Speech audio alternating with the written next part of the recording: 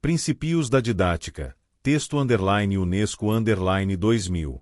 Os fundamentos da educação para o século XXI.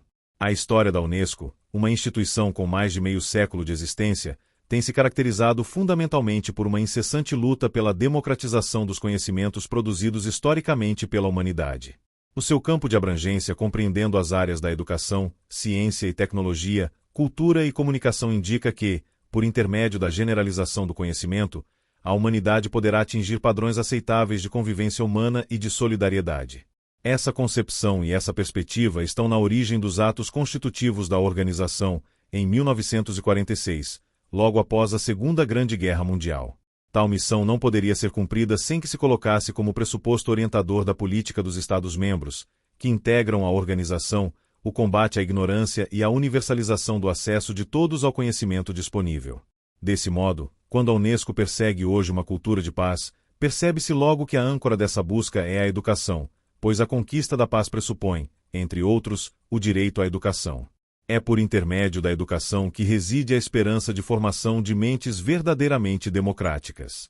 Sob esse aspecto, a Declaração Universal dos Direitos Humanos, assinada em 1948, em seu artigo 26 estabelece que toda pessoa tem direito à educação. A educação deve ter como objetivos o pleno desenvolvimento da personalidade humana e o fortalecimento do respeito pelos direitos humanos e pelas liberdades fundamentais. Ela deve promover a compreensão, a tolerância e a amizade entre todas as nações e os grupos religiosos e raciais. Todavia, o desenvolvimento de uma cultura de paz por meio de amplo acesso ao conhecimento só poderá ser atingido mediante um processo educacional que valorize o indivíduo em sua totalidade.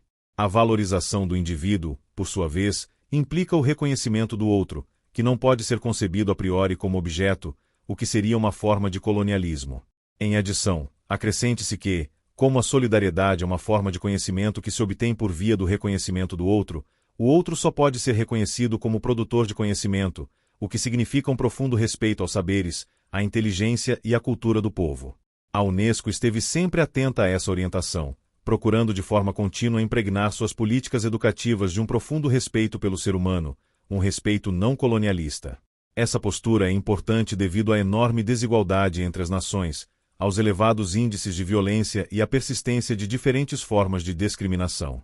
Nesse amplo universo de iniquidades, só para citar um exemplo, sobressai como um dos maiores desafios do próximo milênio o expressivo contingente mundial de quase 900 milhões de analfabetos e de 100 milhões de crianças sem escola. E isso para não dizer do analfabetismo funcional e da grande insuficiência de escolaridade que atinge a maior parte da população mundial. Face a esse quadro, a ideia de democratização de conhecimentos defendida pela Unesco está vinculada à emancipação das pessoas e ao autodesenvolvimento sustentável dos diferentes povos e culturas em todo o mundo. 1. O caráter mundial da crise em educação. Assim sendo, paralelamente ao desenvolvimento de suas políticas e programas de ação, a Unesco se propôs a construir e a desenvolver uma reflexão mais madura sobre as bases nas quais deveria se assentar uma política de educação que levasse em conta as contingências e idiosincrasias do cotidiano das pessoas, os dados das diversas realidades e apontasse alternativas em direção ao exercício pleno da cidadania em diferentes condições e cenários da sociedade. Nessa linha de preocupações, pode ser citado o estudo feito em 1968 por Philip H. Combs sobre a crise mundial da educação. Embora tal estudo não seja uma iniciativa direta da Unesco, o fato de seu autor ter sido diretor do Instituto Internacional de Planejamento da Educação da Unesco e de ter utilizado os dados e assistência do IPE, o coloca como precursor no esforço para se ter uma visão crítica da educação em escala mundial. Combs reconhecia nesse ensaio o caráter mundial da crise em educação e advertia que educar uma nação e manter o seu sistema educacional ajustado à sua época parece muitas vezes mais difícil do que enviar um homem à Lua. Em seguida, a Unesco, percebendo a dimensão internacional da crise da educação, daria início a um esforço sistemático para obter não apenas uma visão panorâmica da crise, como também para encontrar alternativas com vistas à redução do déficit educacional, sobretudo nos países pobres ou em desenvolvimento. 2. O relatório Faure. Nessa direção, uma das primeiras iniciativas da Unesco foi a elaboração do relatório coordenado por Edgar Faure, em 1972, considerado um marco importante na história do pensamento educacional da organização. Como bem salientou Faure na carta de apresentação do relatório ao diretor-geral da Unesco, 4 postulados orientaram sua elaboração. 1. A existência de uma comunidade internacional que, sob a diversidade de nações e de culturas, das opções políticas e dos níveis de desenvolvimento deve buscar solidariedade e a unidade de aspirações. 2. A crença numa democracia concebida como o direito de cada ser humano se realizar plenamente e de participar na edificação de seu próprio futuro. 3. O desenvolvimento que deve ter por objetivo a expansão integral das pessoas em toda a riqueza e a complexidade de suas expressões e compromissos. 4. Uma educação formadora das pessoas, cujo advento se torna mais necessário à medida que coações sempre mais duras separam e fragmentam cada ser. Trata-se então de não mais adquirir, de maneira exata, conhecimentos definitivos, mas de preparar para elaborar ao longo de toda a vida, um saber em constante evolução e de aprender a ser. A Comissão Internacional para o Desenvolvimento da Educação presidida por Faure foi constituída em 1971 e concluiu seus trabalhos em março de 1972. O relatório final foi resultado de amplos estudos conduzidos, incluindo o envio para todas as regiões do mundo de missões especiais para proceder à troca de ideias, visitas e reuniões com inúmeras instituições educacionais, estudos de documentos pertinentes e entrevistas com diversos especialistas de credibilidade internacional. Ao mencionar a metodologia de trabalho da comissão, temos em vista chamar a atenção para o rigor com que a Unesco empreende tarefa de tal magnitude. Em que pese o fato de estar o relatório e Faure próximo de seu 30 aniversário, não se pode deixar de reconhecer que muitas de suas afirmações foram antecipadoras e permanecem de grande atualidade. O relatório chamou a atenção, por exemplo, para a importância das tecnologias educativas que poderiam provocar verdadeira revolução intelectual, facilitando a função libertadora da escola. Além disso, sublinha-se, uma das grandes contribuições desse relatório refere-se à educação permanente e às cidades educativas. Diz o relatório. A partir de agora, a educação não se define mais em relação a um conteúdo determinado que se trata de assimilar, mas concebe-se, na verdade, como um processo de ser que, através da diversidade de suas experiências, aprende a exprimir-se, a comunicar, a interrogar o mundo e a tornar-se sempre mais ele próprio. A ideia de que o homem é um ser inacabado e não pode malizar-se sendo ao preço de uma aprendizagem constante, tem sólidos fundamentos não só na economia e na sociologia, mas também na evidência trazida pela investigação psicológica. Sendo assim, a educação tem lugar em todas as idades da vida e na multiplicidade das situações e das circunstâncias da existência. Retoma a verdadeira natureza que é ser global e permanente, e ultrapasse os limites das instituições, dos programas e dos métodos que lhe impuseram ao longo dos séculos. O postulado de educação para todos ao longo da vida, Lifelong Education, defendido pelo relatório daria origem a sucessivos estudos, e aos poucos, ele foi sendo adotado pelos países, como também se faria presente nos principais documentos de orientação da Unesco, relatório Jacques Delors, Declaração de Hamburgo e Declaração Mundial sobre a Educação Superior para o século XXI, entre outros.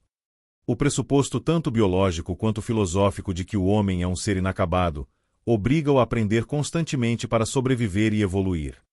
As implicações desse postulado para a educação são, pode-se afirmar, incomensuráveis, já que a instituição escolar não será mais o único local de aprendizagem, mas toda a sociedade. Disso deriva o outro eixo inovador importante do relatório Faure, que é a ideia de cidades educativa. Como bem argumentou Edouard Lizop, em vez de se delegar os poderes a uma estrutura única verticalmente hierarquizada e constituindo um corpo distinto no interior da sociedade, são todos os grupos, associações, sindicantes, coletividades locais, corpos intermediários, que devem encarregar-se, pela sua parte, de uma responsabilidade educativa. Por outro lado, sublinha Henri Jane, a educação, nesta perspectiva, constituirá amanhã um conjunto coordenado, cujos sectores serão estruturalmente integrados, será universalizada e contínua, do ponto de vista de pessoas, total e criativa, por consequência, individualizada e autodirigida. Será o suporte e o animador da cultura, tanto como motor de promoção profissional. E essa a revolução cultural do nosso tempo. Observe-se que o relatório Faure procurou focar questões numa perspectiva de futuro de forma a poder se antecipar aos fatos, e desse modo, prestar uma cooperação intelectual de qualidade a todos os Estados-membros. Sem a Unesco, dificilmente os países mais pobres teriam acesso a um conjunto de conhecimentos e reflexões considerados importantes para o avanço das políticas educativas. Os eixos norteadores do relatório Faure Educação Permanente e Cidade Educativa à medida que foram lançados e discutidos mundialmente, contribuíram para inúmeras aberturas do sistema educacional dos países, ajudando-os a romper visões estreitas e conservadoras em matéria de política educacional. Com base nos eixos norteadores anteriormente citados, o relatório Faure estabeleceu alguns princípios de política educacional que, pela atualidade que possuem, torna-se oportuno destacá-los. Item: todo indivíduo deve ter a possibilidade de aprender por toda a vida. Item: prolongar a educação por todas as idades mediante a ampliação e diversificação da oferta, aproveitando todos os tipos de instituições existentes, educacionais ou não. Item: permitir a cada um escolher seu caminho mais livremente, optando por métodos convencionais ou pelas diversas formas da autodidaxia. Item: o sistema educativo deverá ser global e aberto para facilitar a mobilidade vertical e horizontal dos alunos. Item: a educação pré-escolar é essencial à política educativa e cultural. Item: o conceito de ensino geral deverá ser alargado de maneira a englobar efetivamente o domínio dos conhecimentos socioeconômicos, técnicos e práticos de ordem geral. Item: no que diz respeito à preparação para o trabalho, a educação deve formar não apenas para um ofício, como também preparar os jovens para se adaptarem a trabalhos diferentes à medida que evoluem as formas de produção. Em outras palavras, a educação deverá facilitar a reconversão profissional. Item: a responsabilidade pela formação técnica deverá ser partilhada pelas escolas, empresas e educação extraescolar, promover a diversificação das estruturas e dos conteúdos do ensino superior. Item: a alfabetização deverá ser apenas uma etapa da educação de adultos. Item: a nova ética da educação valoriza a autodidaxia, especialmente assistida, de forma a fazer do indivíduo senhor e autor de sua educação. Item: efeito acelerador das novas tecnologias educativas constitui a primeira condição para a realização da maior parte das inovações. Item: tomar medidas nos planos legislativo, profissional, sindical e social a fim de reduzir ou abolir as distinções hierárquicas entre as várias categorias de professores, professores do primário, secundário, universitário, etc. Item: cabe ao ensino adaptar-se aos alunos e não ao aluno sujeitar-se às regras pré-estabelecidas. Item: os alunos, jovens e adultos, devem poder exercer responsabilidades como sujeitos não só da sua própria educação, mas de toda atividade educativa, no seu conjunto. Permeando todos esses princípios destacava-se o princípio diretor que daria nome ao próprio relatório: aprender a ser. Como diz o relatório, o fim da educação é permitir ao homem ser ele próprio vir a ser. Certamente, o contexto da época em que foi produzido o relatório, início da década de 70, influenciou algumas de suas posições. No plano cultural e filosófico eram intensas as discussões em torno de algumas orientações antipositivistas como o existencialismo, marxismo, personalismo, entre outras, e no plano político-social destaca-se a rebelião dos estudantes, em Paris, em 1968, bem como em outras partes do mundo. Edgar Faure tinha plena consciência disso. No preâmbulo do relatório ele escreveu que uma parte da juventude insurge-se, de maneira mais ou menos aberta, contra os modelos pedagógicos e os tipos institucionais que lhe impõem. Sem que seja sempre fácil delimitar o número exato dos que atribuem a este preciso tema os seus males difusos e as suas explosões de revolta. Era preciso então mudar e, indiscutivelmente, o relatório Faure, por sua visão prospectivas, colocasse historicamente como um importante ponto de mudança, pois ele foi sensível às vastas zonas de sombras que marcam no planeta uma geografia da ignorância. 3. Globalização e educação. O relatório Delors. Do relatório Faure ao relatório Delors muita coisa mudou no panorama da educação mundial. Foi enorme o progresso obtido na expansão de matrículas, e os novos métodos pedagógicos se generalizaram nos diversos graus do ensino de muitos países. Todavia, apesar desse progresso, a geografia da ignorância a que se referia Edgar Faure no preâmbulo de seu relatório continuava a vitimar boa parte da população mundial. A diferença entre os países ricos e os países pobres seguia o curso da ampliação. Além disso, um acontecimento até certo ponto imprevisível haveria de dar novo rumo à política e à economia em escala mundial.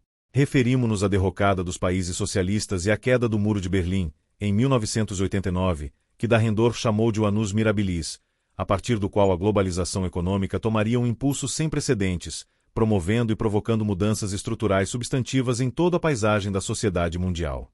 Diante do novo cenário que se desenhava, a Unesco, seguindo sua tradição prospectivas e percebendo as implicações educacionais das mudanças sem precedentes que se operavam, cria, no início de 1993, a Comissão Internacional sobre Educação para o Século XXI. Com o objetivo de dar um balanço das tendências educacionais, fez-se a rápida marcha do processo de globalização.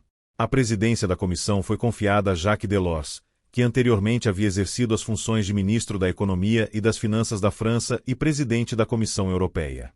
A Comissão Delors, seguindo e aperfeiçoando o modelo de atuação da Comissão Faure, trabalhou intensamente de março de 1993 a janeiro de 1996. Inúmeros estudos e especialistas subsidiaram-na, além das reuniões que promoveu em várias partes do mundo, Dakar, Paris, Vancouver, Santiago, Tunis e Nova Delhi. Partindo da constatação de que um sentimento de desequilíbrio se apoderou de nossos contemporâneos que se sentem divididos entre a mundialização que observam e a busca de suas raízes e referências, o relatório final da comissão procede a uma ampla reflexão sobre o novo cenário da mundialização das atividades humanas, suas implicações para a política educacional e estabelece alguns pilares para a educação no século XXI. Começa por admitir que a educação deve encarar de frente o problema da globalização, pois na perspectiva de uma sociedade em escala mundial, ela surge, mais do que nunca, no centro de desenvolvimento tanto das pessoas como das comunidades.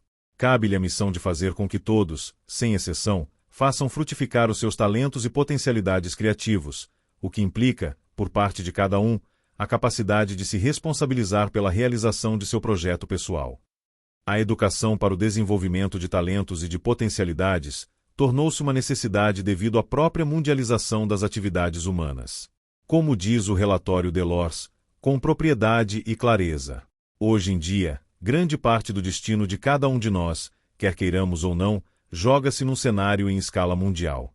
Imposta pela abertura das fronteiras econômicas e financeiras, impelida por teorias de livre comércio, reforçada pelo desmembramento do bloco soviético, instrumentalizada pelas novas tecnologias de informação, a interdependência planetária não cessa de aumentar, no plano econômico, científico, cultural e político. No entanto, esse salto brusco de uma dimensão provincial para uma dimensão planetária, mesmo considerando as promessas que encerra o modelo globalizado difícil de decifrar, e ainda mais, difícil de prever, cria um clima de incerteza e apreensão, que torna ainda mais hesitante a busca de uma solução dos problemas em escala mundial. Sobre as hesitações deste final de século, o historiador inglês do século XX, Eric Hobsbawm, escreveu com extrema pertinência que não sabemos para onde estamos indo. Só sabemos que a história nos trouxe até este ponto. E adverte, se a humanidade quer ter um outro futuro reconhecível, não pode ser pelo prolongamento do passado ou do presente. Se tentarmos construir o terceiro milênio nesta base, vamos fracassar. E o preço do fracasso, adverte, ou seja, a alternativa para uma mudança da sociedade, é a escuridão. A advertência de Hobsbawm vem ao encontro da ideia de uma nova educação para o século XXI, tarefa que a Unesco se propôs a um exercício permanente de reflexão. A pergunta a ser feita é a seguinte: quais os pressupostos orientadores de uma nova educação capaz de acelerar e qualificar o processo de universalização da cidadania, que constitui uma condição indispensável para o enfrentamento da crise da globalização? Em outras palavras, que educação poderá ajudar a construção de um novo paradigma da pós-modernidade, pois tudo indica que o próprio paradigma no qual se assentaram os progressos excludentes da modernidade ocidental também está em crise? Como argumenta com propriedade Boaventura Santos, há um desassossego no ar. Temos a sensação de estar na orla do tempo, entre um presente quase a terminar e um futuro que ainda não nasceu. A eventualidade de catástrofes pessoais e coletivas parece cada vez mais provável. Esse desconforto e até certo ponto indignação decorre das promessas da modernidade não cumpridas em relação à igualdade, à liberdade e no que diz respeito à promessa de paz.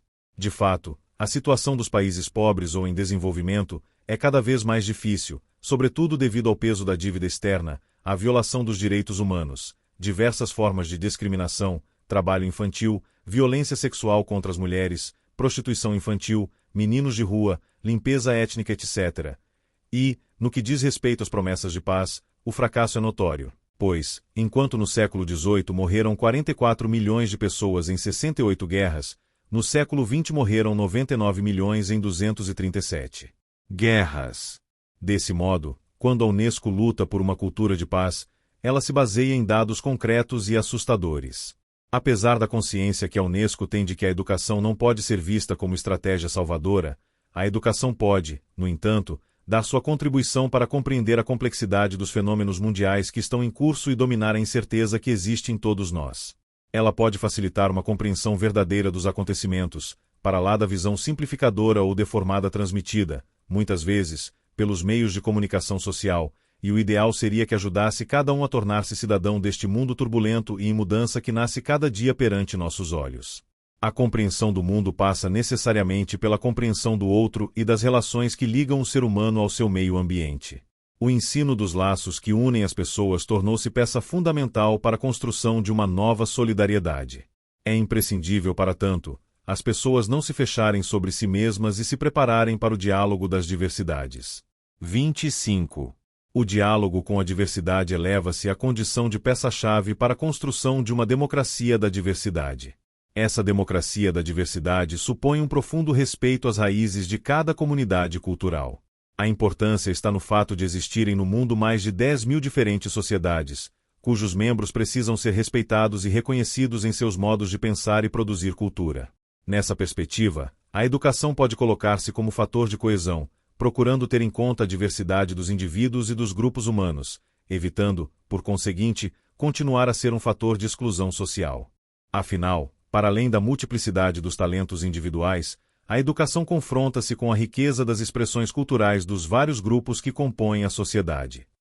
Para desempenhar esse papel, é imprescindível que a educação não seja posta a reboque do desenvolvimento econômico. Ao contrário, a educação deve, no futuro, ser encarada no quadro de uma nova problemática em que não pareça apenas como um meio de desenvolvimento, entre outros, mas como um dos elementos constitutivos e uma das finalidades essenciais desse desenvolvimento.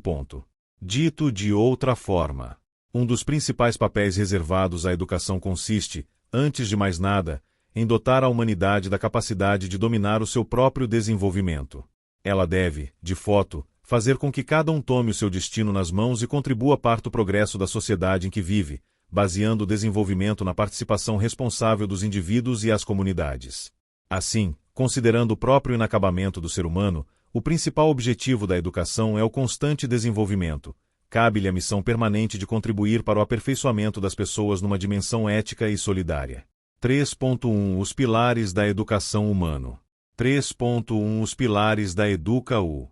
Para dar resposta à esperança que todos temos de uma nova educação para o próximo milênio, a comissão presidida por J. Delors chegou à conclusão de que a educação deve ser organizada com base em 4 princípios pilares do conhecimento que são: aprender a conhecer, aprender a viver juntos, aprender a fazer e aprender a ser.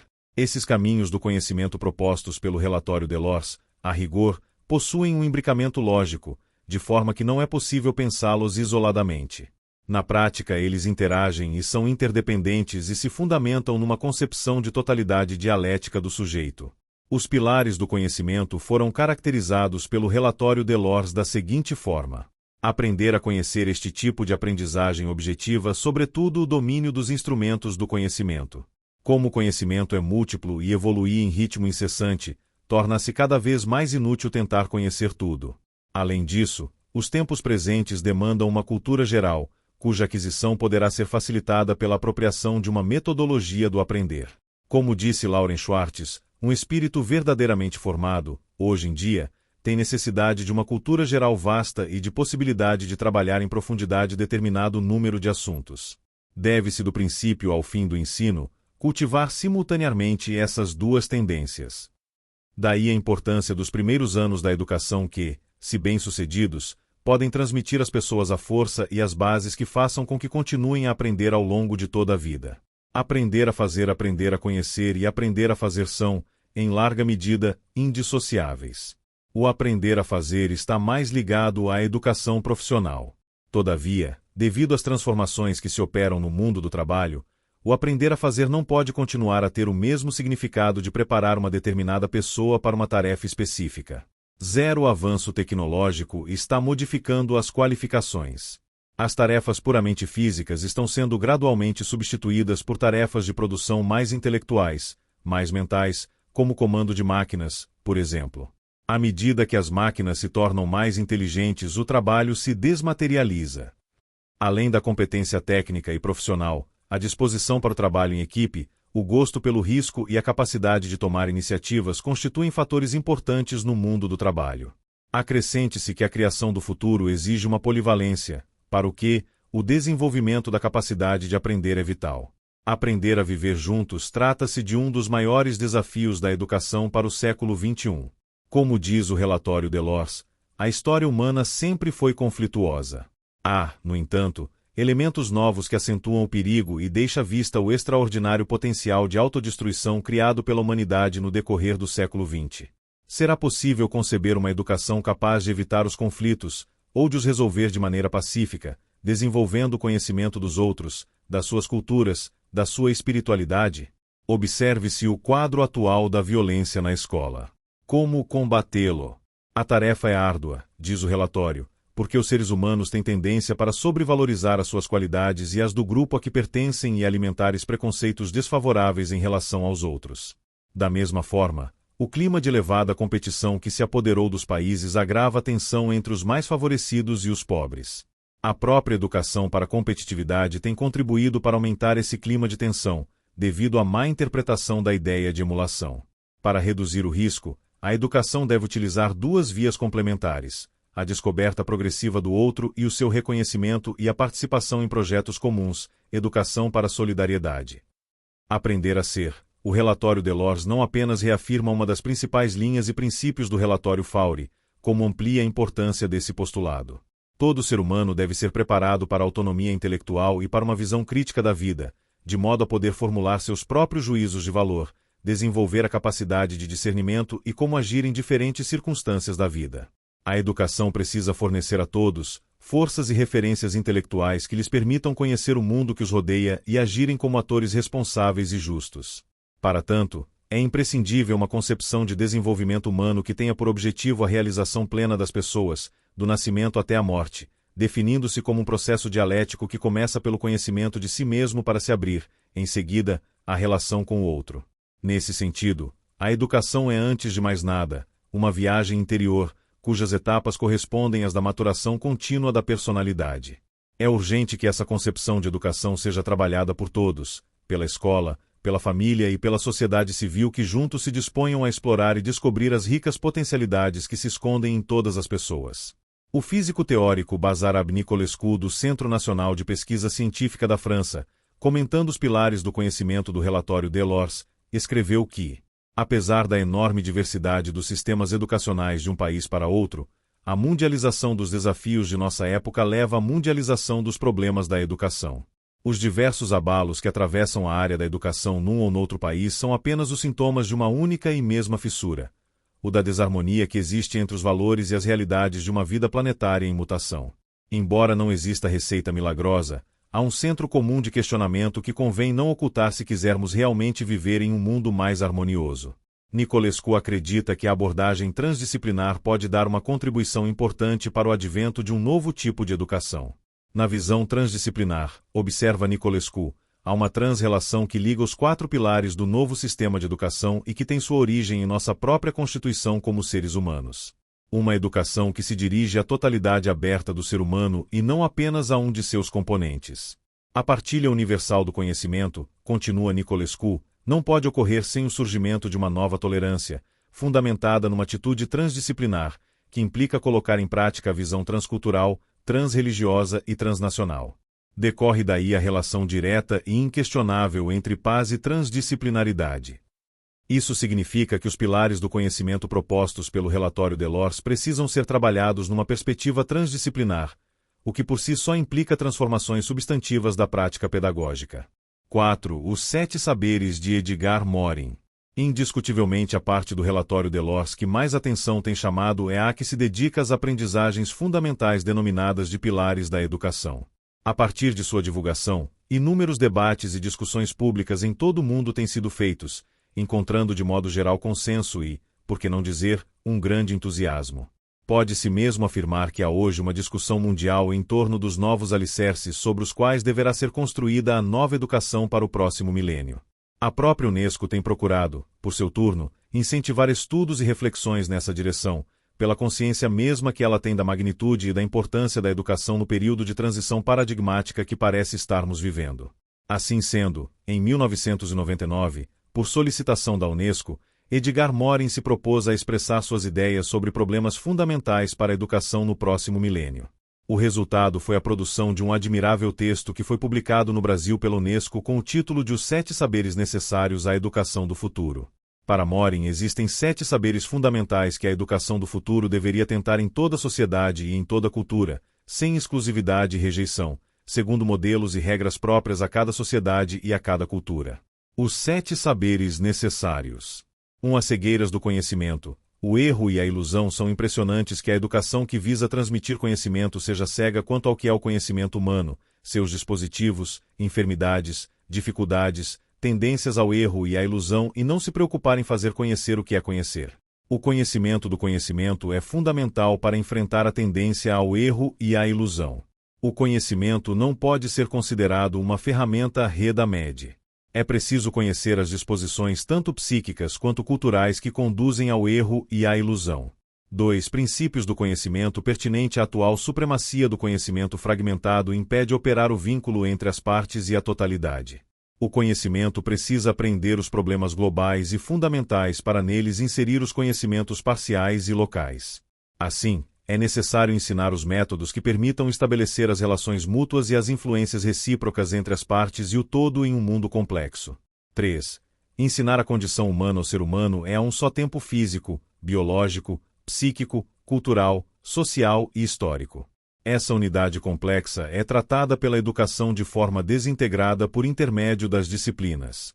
A educação deve fazer com que cada um tome conhecimento de sua identidade comum a todos os outros humanos. Assim, a condição humana deveria ser o objeto essencial de todo o ensino. É preciso reunir os conhecimentos dispersos nas ciências da natureza, nas ciências humanas, na literatura e na filosofia para se obter uma visão integrada da condição humana. 4. Ensinar a identidade terreno, o destino planetário do gênero humano é outra realidade-chave ignorada pela educação. É preciso ensinar a história da era planetária, que se inicia com o estabelecimento da comunicação entre todos os continentes no século XVI, e mostrar como todas as partes do mundo se tornaram solidárias, sem, contudo, ocultar as opressões e a dominação que devastaram a humanidade e que ainda não desapareceram. Será preciso indicar o complexo de crise planetária que marca o século XX, mostrando que todos os seres humanos partilham de um destino comum.